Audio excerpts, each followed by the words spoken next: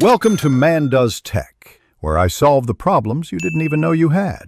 You start by securing authorization and defining clear goals, what traffic pattern you want to emulate and why.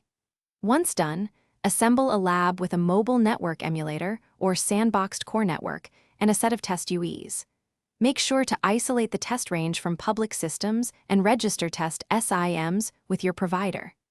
This step prevents legal exposure and ensures repeatable conditions. Keep a detailed changelog and timestamps to correlate later measurements. Next, configure controlled traffic profiles in your emulator, voice sessions, short messages, and varying data flows.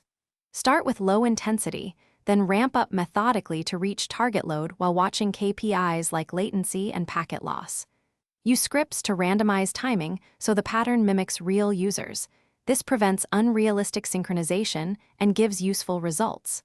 Once the peak is reached, record behaviors around session rejects and congestion handling to analyze how the network degrades.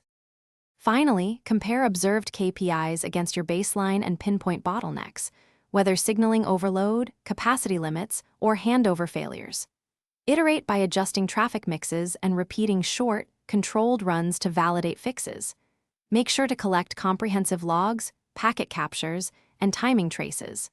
If unexpected behavior persists, share findings with the carrier or vendor support and include test scopes. This collaboration resolves issues while keeping testing lawful and safe. Thanks for watching. If you found this helpful, don't forget to like and subscribe.